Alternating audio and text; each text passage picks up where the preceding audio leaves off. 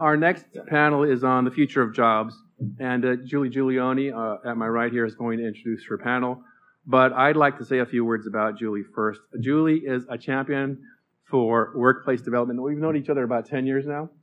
Julie was our closer when I produced TEDx Pasadena in 2012. She believes that everyone deserves a chance to reach their full potential, which is one of my passions as well. Julie leads Design Arounds, which is a firm that creates and offers training to organizations worldwide. So who better to lead a discussion on the future of jobs? Please help me welcome Julie Giuliani. Thank you, Greg. And thanks to all of you for taking your precious time out of a Saturday to be here to address this vital topic. I am just thrilled to be here. You know, we've been talking about the forces and the factors that are creating enormous opportunities around green business. And yet, you know, let's face it, those opportunities can only be realized if we have the right people in place in the right organizations. You know, what's really critical is, you know, as we've already heard from both our panelists and our keynoter, it's having an engaged, a skillful, a ready job force, workforce available. And so that's the focus of this panel. We're going to be taking a look at kind of the state of employment and the future of jobs. And to do that, we have a trio of titans, all of whom are good guys. We don't have any villains on the panel, or at least they haven't revealed themselves as such, who are going to be able to bring just such rich perspectives to this. And so let me introduce each just briefly and let them say a few words about themselves, and then we'll delve into what I know is going to be a really interesting conversation. On the far end of the panel, we have Dr. Angelo Farooq, and he's the chairman of the California Workforce Development Board. Welcome. Want to tell us a few things about yourself? Sure. Thank you, Julie, and thank you so much for inviting me. So the California Workforce Development Board, it's chartered by Congress, basically. It's the Workforce Innovation Opportunities Act, a federal legislation. And so the responsibility is to govern all federal workforce funds. Every state has one, as well as developing a common policy framework on how to advance, you know, the workforce system. And so it's about addressing the skills gap between where employers' needs are and where the labor market is at. In California, it's a $6 billion system that serves in a normal year 1.5 million people. We have 45 local boards, typically at the county level, but in large cities like Los Angeles, for example, we have it at the city level as well. And we have over 200 America Job Centers throughout California. These are physical places where people can go to get assistance. And so I've served on the board for 8 years now, and under Governor Newsom, I'm honored to serve as the chairman. Thank you. And we're honored to have you here. Thank you. And next to Angelo is Robert Sainz. He's president and executive director of New Ways to Work. Welcome. Thank you, and I guess it's still morning. Good morning. I spent about 30 years in the public sector with the city of Los Angeles and the county of Los Angeles. Many of those years was focused on working with young adults and workforce development. And I'll speak a little bit later about having equitable policies that ensures that all young adults have a future and all young adults are participating in the growth of the green economy. I currently serve as president and executive director for an organization called New Ways to Work. And the organization has a rich history of working for the past 40 years throughout the state and throughout the country, promoting and advocating for youth workforce development programs. So thank you. Thank you for being with us, Robert. And finally, Robbie Nock is the Director of Entrepreneurship and Professional Practice at the Arts Center. Welcome. Thank you. Thank you for having me today. So my perspective on the future of work really comes from helping artists and designers start and build and fund and grow innovative businesses that solve some of the problems that we've been talking about today.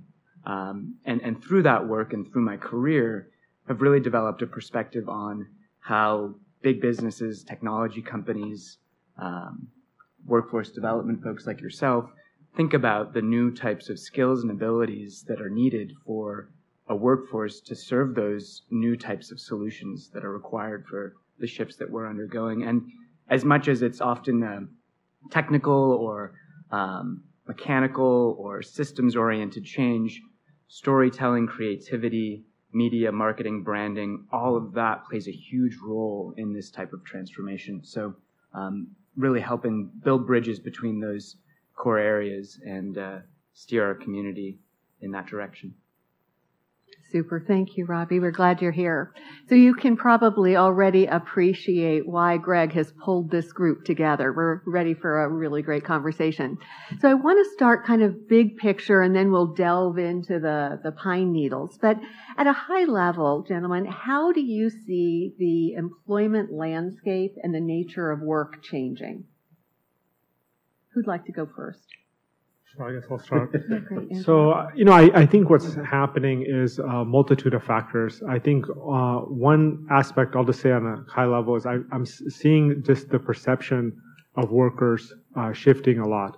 And, just the dignity of of work. And, when you look at the unemployment rate generally is not that high nationally, but the labor force participation rate has been declining in a very significant way, and it's been disproportionately women that have been leaving the workforce. And so I think part of it is that we need to reimagine from a worker voice standpoint. I think when you're seeing a lot more jobs than and going unfilled, I think part of that is it's an expression of worker voice, that people have deeper expectations about the nature and dignity of work, and there's a multitude of different dimensions associated with this, whether it's childcare, the education that kids are having in public schools, but it's also just a matter of the way that you're delivering those services, whether it's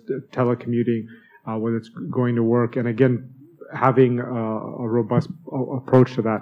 And I also think it's a strong reminder. I'm sure it doesn't apply to any of us here in this room, but when we think about when the shutdown happened and we were, the economy and society basically went to a standstill, that the people that kept working, the essential workers as we refer to them, just the extraordinary impact that they have and the appreciation we should have for them all the time. And I think hopefully these experiences have illuminated us to have those kinds of understandings and perspectives, and that should be really deeply ingrained in how employers and society moves forward in reconciling these new changing dynamics, because many of these things are opportunities for us to learn from and evolve as a society. So our economy has been changing, for the last 20 years, and the change has been in, the use of technology and who it impacts. And I like to be a storyteller myself. So when you think about, what happened to the parking lot attendants? And if you remember being in Los Angeles, you're in parking lots a lot. So 20 years ago, you go to a parking lot, and there was a guy generally that was taking your ticket, or you park in your car. You paid them, and they were there. That was their full-time job. They were generally Latino or African American men, usually in their late 30s or 40s, and that was their living. And over the 20 years, what happened to those guys? Because now there's a machine, right? It's very rare that you go into a public parking lot and you actually see somebody there that you're handing money to, getting a ticket. But now you go to a machine, and then the machine is giving you the ticket. Now there's jobs created with that technology.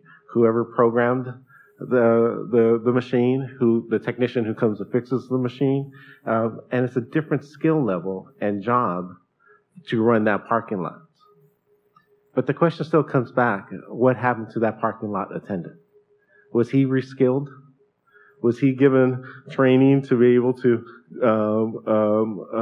fix that machine, to do the software development? And I would say the answer is probably not. So if you look at our economy, and the shift in the technology, and the pandemic only made it go quicker, is that folks that are not prepared to take those jobs and the new skills that are there are definitely left behind.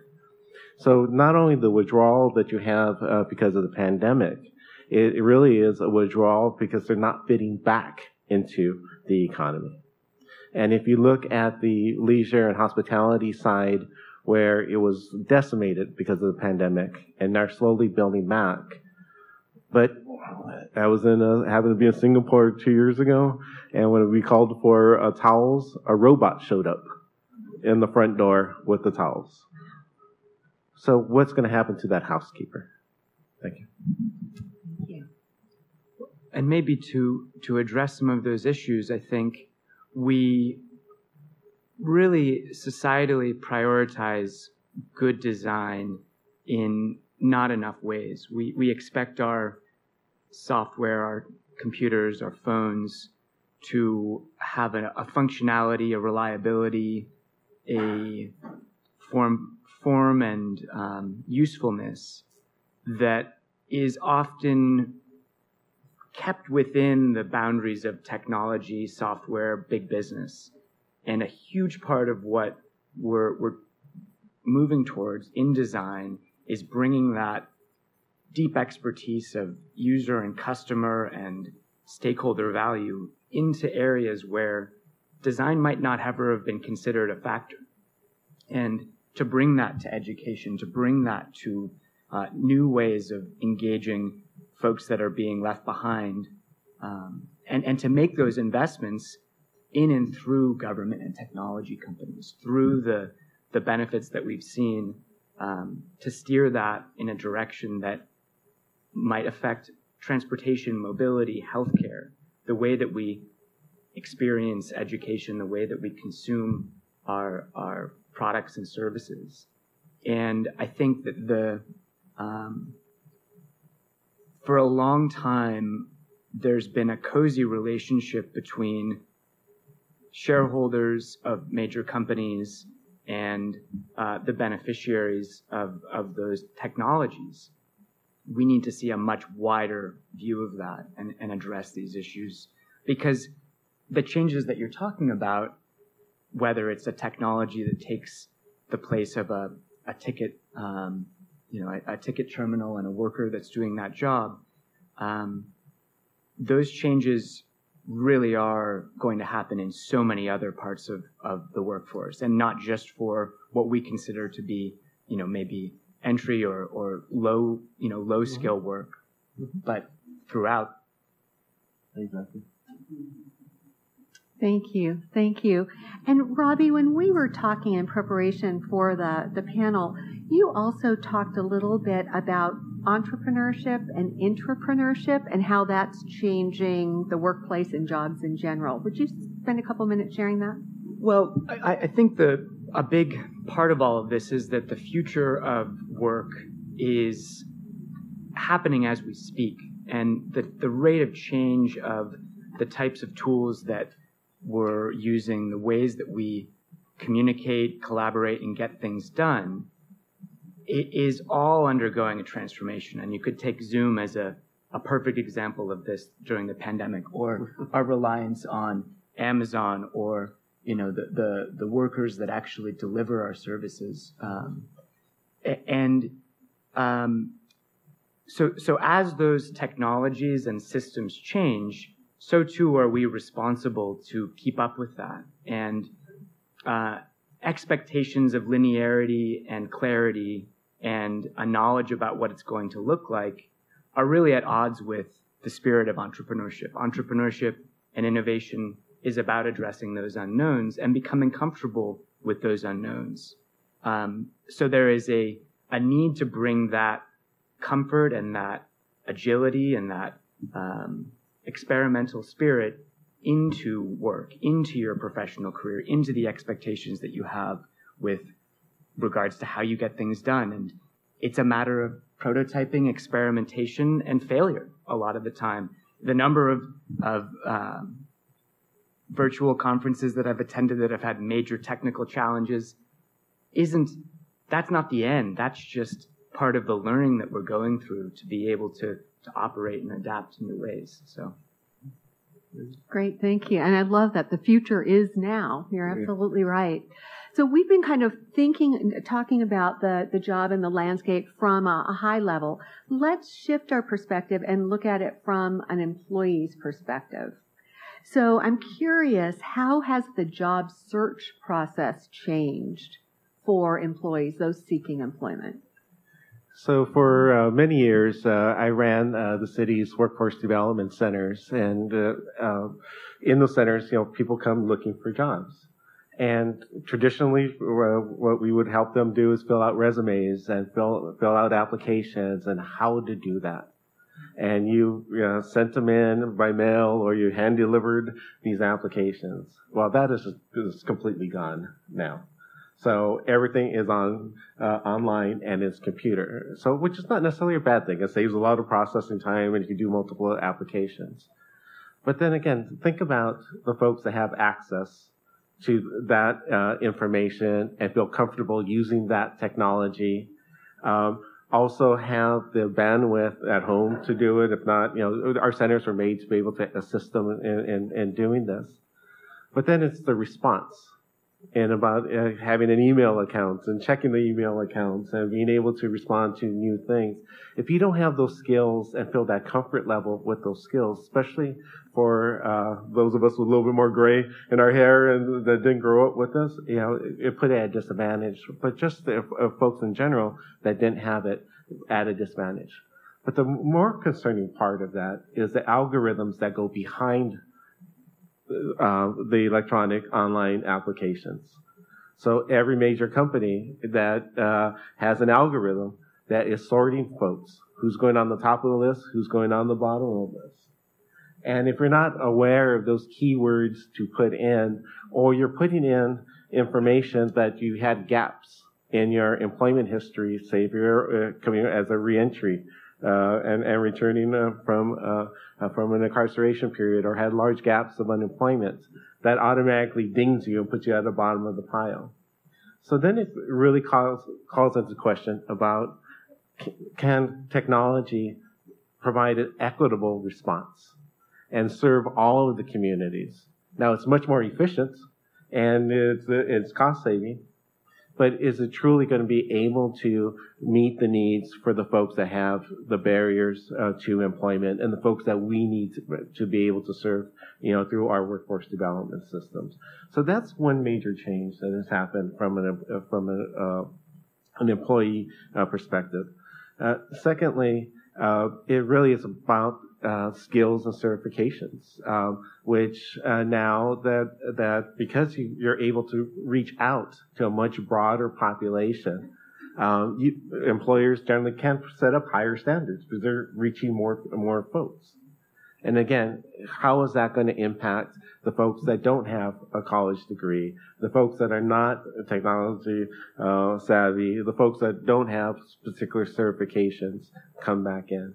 I just don't know if we've been able to really have a more sophisticated discussion about the true issues of equity and access that we really need to be able to have as a part of this discussion. Thank you.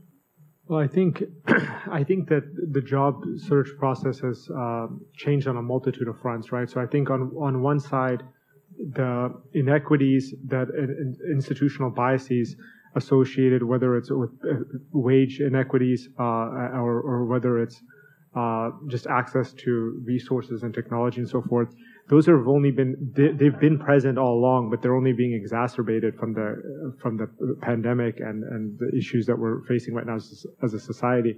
On the other hand, because we're in an unusual situation where there's more openings, and again, even that, there's some qualifying aspects to that, but generally speaking, there's a higher demand for workers than currently that are being filled, that gives a more leverage to workers to, again, have deeper expectations on what type of work that they want to do. And so I think all of these things require very thoughtful interventions. I mean, from our standpoint, as a public workforce system, we need to do very targeted interventions because if you have a unique situation where there are jobs, but people, whether it's young people who have a disproportionately higher unemployment rate than other demographics do, or it's or people again that have been formerly incarcerated and others. Let's find an opportunity for them to take advantage of these opportunities and get support. And so, as a workforce system, we give priority to these specific target populations, whether it's formerly incarcerated veterans and others. And again, this can be have a lot more potential if it's captured properly. Well, and I think that our knowledge that algorithms are biased and that they are written by humans who are inherently biased, sharing that knowledge in a very open and in a multitude of ways, so that as people confront the limits of that bias, as you enter into applying for a job on, say a big company, and you're going through a formalized application process, for them to know that if they list their location beyond 5 miles from where that company is headquartered, that they might not ever be considered for the job, no matter what their qualifications are. So part of our job in design and technology is not to disguise these biases, to bury them within the interface or within the product, but to actually help people see that, to see behind what's going on, and to use education and access to information through the great distribution of knowledge that we have available. That's absolutely essential. 2 students that now graduates from Art Center did remarkable work on looking at the biases of applicant tracking systems, Dylan Shi and Susie Moon, and so much of that can be you can get out in front of that if you know what the bias is, and you know where you are on that, where that decision might be made. So I think really important to show how the machine works, that it isn't some elegant, perfect, all-knowing technology system where everything's connected, where all the databases are aligned, where you're getting that seamlessness. It's not the case at all. It's full of error. It's full of human mistakes, and to show that. Yeah, and it was just really critical to actually train the job developers and folks that are in the field about how to use that technology and to be able to address it. And before we even took it to our young adults. And so we've had a technology company that actually said, look, we'll train you of how to use our technology and how to address those issues. But that's not definitely, that's more the unique, not kind of broad principle right now. And the criticalness is when we talk about workforce development in the green economy, we're talking about new jobs that don't even exist today. And so we have to be able to be conscious about that as we're talking about it. And we talk about, the issue of equity and equitable access.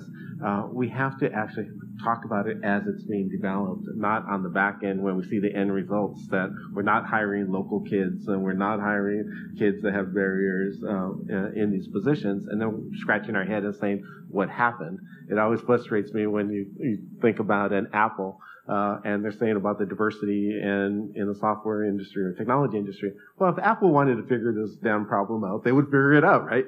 They can do that. They have the bandwidth to be able to do it, but it's the will to be able to do it. And we have to be proactive, and we have to advocate, and we have to push, because if we don't do that, the green economy is not going to benefit all people. Thank you. Thank you. So let me invite you to look into your crystal balls for a moment, and let's talk about what the jobs of the future are going to look like. Well, in the governor's administration, we like to use the term high road, and what we mean by that is we try to put a real intentional focus on job quality. and again, incorporating the worker voice, wages, benefits, and all of that. But an important component of that is climate change and environmental sustainability. It's very clear, we live here in California, that California is a global leader on addressing climate change. And so for us, that future means that we need to transition towards an economy that supports that. And so there's a concept called just transition. And what that means is providing strategic investments on transitioning workers with support to be able to have a quality livelihood outside of industries that are basically an affront to addressing climate change. And so I think that's very important, because too often a wedge that gets framed in these discussions about the environment and the economy is that there's trade-offs, and that there's people that are going to be impacted negatively from this. And we have to have a real mature and serious discussion about confronting that in a thoughtful manner by providing the necessary supports and infrastructure so that nobody falls through the cracks figuratively, and people are supported throughout this process. Because one thing that is a reality is that just purely from a wage and benefits and worker voice standpoint, many of these fossil fuel jobs are high quality jobs. They're union jobs and so forth. And so there has to be a thoughtful amount of support. In the governor's California Comeback Plan budget, he's put a substantial amount of initial investments to support these kinds of efforts. So again, I think those transitions are going to be important. As I'm a school board member, also in one of my public service capacities, and I know that for many of our young people, especially those in elementary school, they're being prepared for a society where a huge percentage of the jobs that are going to be available to them have not been created yet. And so having skill sets that are transferable and have a wide range of applicability, whether it's critical thinking and logic and other foundational facets, are going to be extremely important, so that there's a sense of dynamic adaptation to the different circumstances. And we know that these are the kinds of efforts that, it's going to be more focused about lifelong education, as opposed to just having degrees on the front end of your life and then, just being out in the workforce for the rest of your life. There's going to be much more hybrid of those kinds of facets. So to us, those are the kind of the forces, and that also helps kind of insulate from impacts of artificial intelligence and automation, is having those kinds of mindsets. That's great. Thank you. Yeah, that was hard to follow up. I think you got it all. But two things I would just add to it. I did talk about the changing nature of the technology and how it's going to impact the jobs. And really, it's for everything across the board. When you talk about agriculture, and I saw this new machine that was replacing about a dozen folks that handpicked. And now the machine was operated by one person. It's fundamentally going to change how food is produced. But you go through the entertainment industry, you go through the hospitality industry, and all of the major sectors that are here in California. The use of technology and the use of higher end skills, or the need for higher end skills, is just going to be there. There's no turning back with that. And so what we have to do is to look to how do we prepare our young people of the future to have those skills. And if we don't prepare the young adults to have those skills, there's going to be fewer and fewer jobs that are going to be relying just on brawn. It is not going to be there. A friend of mine who owns a lot of the warehousing and properties in Los Angeles, he said, look, my warehouse manager 20 years ago was the biggest, toughest guy that could keep all the other guys in line, and that's who was our workforce manager.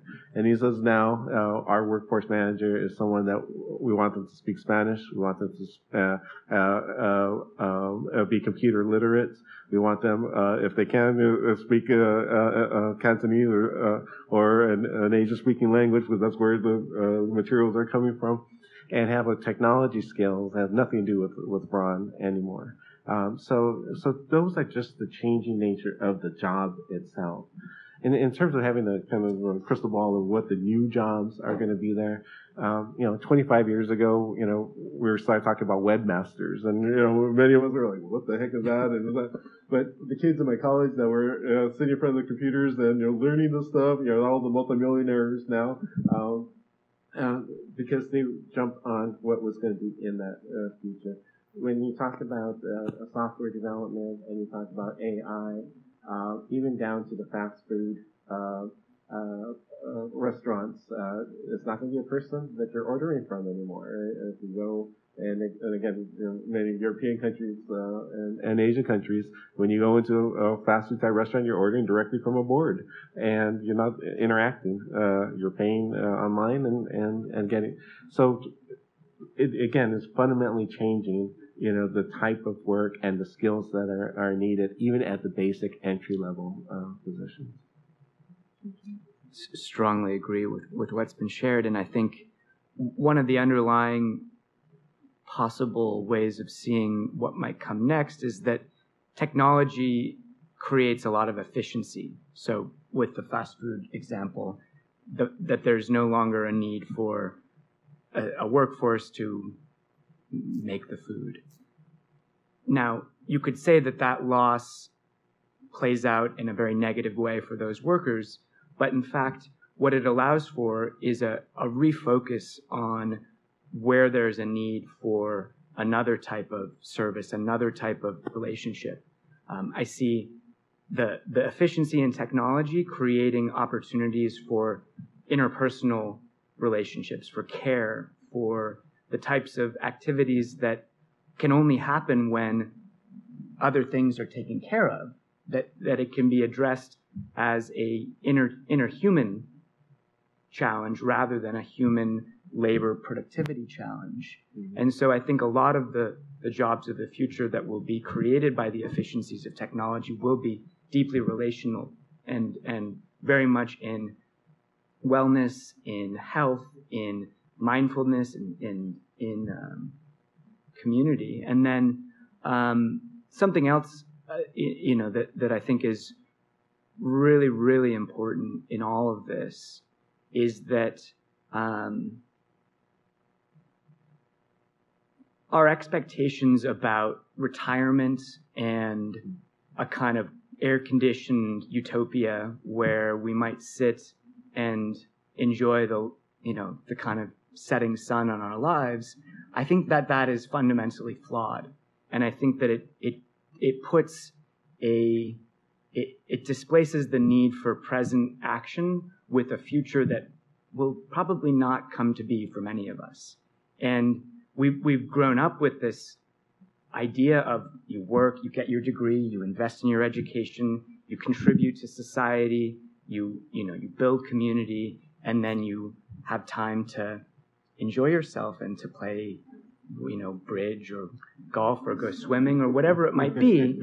And I think that shift, the systems and forces that enable that type of retirement are the very ones that also are eating away at our resources. They're the ones that are making it impossible to consume less and recycle more and reuse more because we're so confronted by a need to work really hard and make a bunch of money and invest strategically and make sure that we then have that long-term retirement charted out. And I think technology allows us to put a little bit of that outside of our direct, it's no longer as much our responsibility, and we can rely on our collective intelligence and our collective ingenuity to create maybe a longer lifetime of working, but the types of jobs that might not feel so burdensome, that might not feel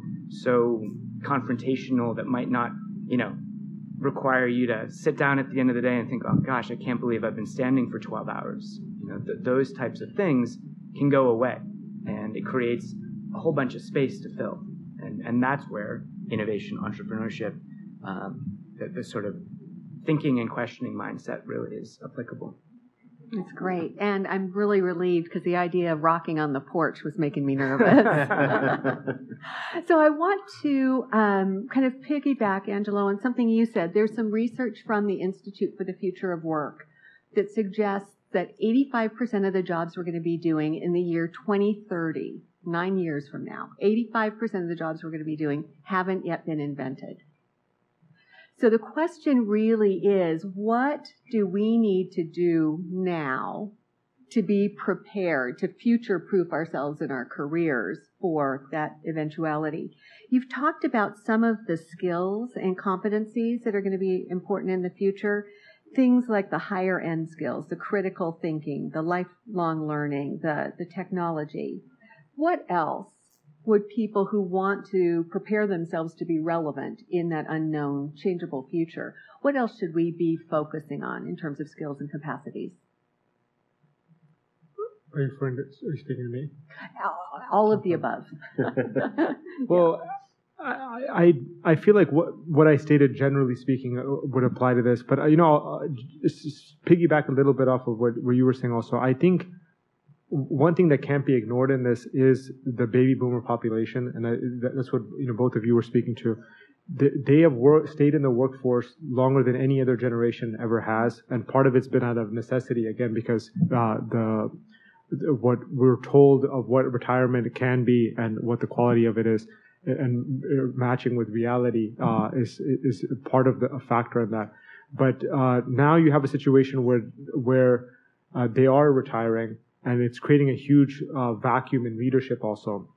Because they've stayed in the workforce longer also, it means that other generations, preceding that have not had the same opportunities and resources. So I think that's a very important aspect too. And I go back to the word dignity, that, our baby boomer generation deserve to retire with dignity from a health standpoint, from a quality standpoint.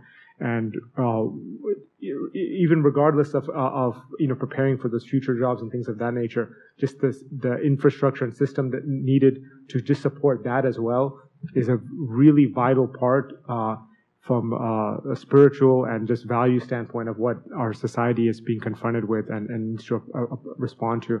But again, when it comes to about characteristics of what people should have, I think you can only do what you have access to. And again, that's why our system really tries to put a premium on apprenticeship models where you can get paid while you're learning. And people have this perception that only applies to building trades and construction. But in our administration, we're really focused about healthcare and advanced manufacturing, a wide range of different industries where these apprenticeship models can be. And I think that can help, when using the term future-proof, insulate, because if you're trying to break cycles of poverty, if you're not able to get paid while you're learning, it's just, people are never going to pursue those better job career pathways. And so those approaches, I think, help insulate to some extent some of those different environments. That's terrific. Thank you. And on an individual level, we talked about having the hard skills of the technology and so forth. But the other part is what people refer to them as soft skills, but really they're essential skills. And all employers are looking for those essential skills.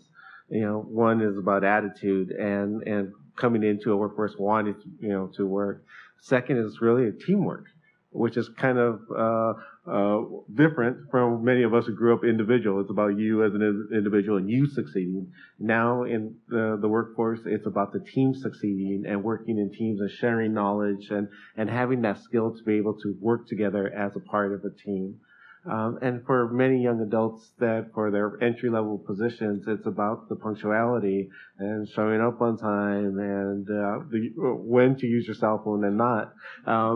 And the employers have had to adjust to this new workforce because, as we all know, cell phones are connected to our hands, and and you can't put them away, and so you need to be able to have an adaptability on both sides, but individuals coming into the workforce that have to have those essential skills, because that's what the employers are demanding.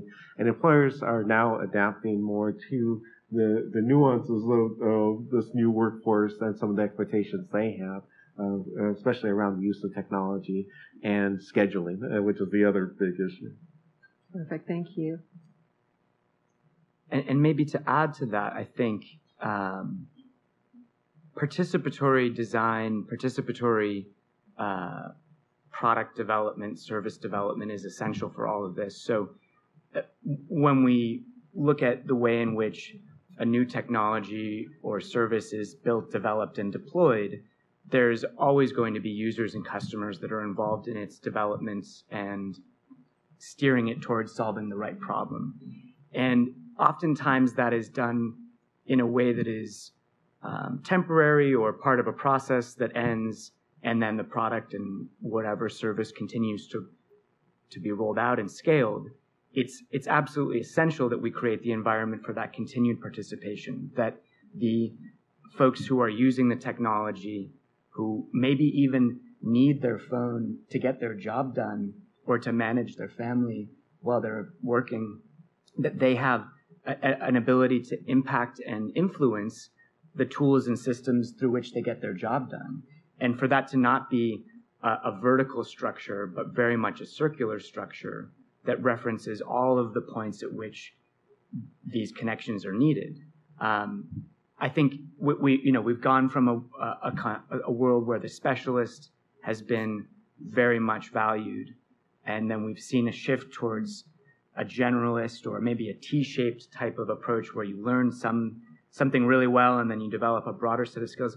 I'd like to argue for a W-shaped approach where you are actually continuously moving up and down between a high-level skill and a deep expertise through your experience and through your work. And I think it will be, it acknowledges that needs to happen on both sides, that it's not just businesses creating products for customers who buy them, but that those customers are actually so essential to the success of all of the participants in that system. And then that applies very, very well to the future of the environment, to sustainability, to social responsibility, that we're all participating together is a big part of that. And I think when you see someone who scoffs at a service worker or who doesn't tip somebody or who gets angry, that's a sign of the past. That's not the world that we are entering into, because that world is based on the idea that some people have a lot of skills and are very valuable, and some people don't have skills and are not valuable. And in fact, we all are on that same continuum together, and especially with this shift in the rapid pace of change that we're entering into. We're all novices in this. Okay, that's a good mic drop moment there. We are all novices, aren't we? And it sounds like preparing for the future really is a combination of hard skills, the essential skills, and then a mindset shift. So we could talk with this group, as you can tell, all day long, but I know we're coming down to the wire here. I wonder if you'd be willing to share your final thoughts, maybe 2 or 3 specific things, if there are folks here in the audience who are looking to pursue a career in the green economy. Any advice, concrete steps they might be able to take? So I'll take the first stab, because I know they'll probably have better answers than me. On 2 levels. One is that individual research that, or I would say young people, folks that want to have a green economy job, is to research what it means in their particular field or sector. There's not one common definition that is accepted in the workforce development, and I would argue that the green job economy is throughout from construction, to the high-end architect, could all be should be a part of the green economy. And it just meaning that they're doing things differently and doing things that are more value added, and also very specific within the principles of sustainability. So having that research in that particular sector and what type of job that they can attain. And the second piece is really around the networking, being able to talk to other folks in the field and what it means. A lot of times, good policymakers will talk about this green economy and talk about the jobs in the green economy like they're just folks are waiting out there and say, "Here, can we get this green job?" And it's not. You know, it's much more nuanced with it, and it's the shifting of folks in their current positions oftentimes what they're actually talking about. So being able to network within that particular field and talk to other professionals and really get a sense of how they need to prepare and build that social capital within that particular industry or job sector are two really of the concrete things that can be done or should be done. Thank you. You know, I would refer to it also kind of like the greening economy, because outside of the fact that, you know, unless it's like in renewable energy or something where it's like very obvious that and explicit that it's related to environment and climate change oriented efforts, really any job of any sector has the potential to advance and have a deeper level of environmental sustainability. And so it's important that, this goes back to just the new dynamics between people seeking employment and the employers themselves, that there's more leverage for workers. And so when you're having a job interview, if you're asking serious questions back the other way about what is that company's commitment to environmental sustainability principles or other social value principles, pay equity principles, and all these other factors, that you have a deeper opportunity for your voice to be heard, and for employers to reevaluate the way that they're approaching these things. So I think that's really important and an opportunity. And again, the term green is thrown around a lot. I mean, people use the term clean coal, for example. It can be manipulated for any purpose. The question comes back is to you: what are your values? And providing more due diligence. And I see this in the young people who are just getting out of high school, college. They're much more focused about having a kind of a mission-based, a deeper value, that if they're going to extend their quote-unquote human capital towards an employer, that they're expecting that energy and investment is being well served to advance society in a way that they themselves define, right? It's not any organization or any of us to say that this is the way that it should be done. It's for all of us individually to have those expectations and create our own standards. Thank you. And just one final thought, and it's a really clear action item on this, which is develop your own mission statement. What is the impact you want to have? And look for organizations that have a shared mission, and then look for organizations that are like those that might not have established that yet, and find those discrepancies. Love that. I love that. I don't know about you. I'm walking away with a whole page full of notes here. The future is now. You know, we're all novices. We're in it together. We're stronger together. And there's tons of support. You have talked about support at the government level, at the nonprofit level, at the educational level, for those of us who want to make this kind of a shift. And, you know, despite the downsides of the pandemic and the great resignation or reallocation, as our keynoter framed it, you know, now is a time when employees and prospective employees have tremendous power. And so we can use that to create a better tomorrow for ourselves, but also for the planet and one another. I want to thank you all so much for sharing your wisdom and your experience with us today.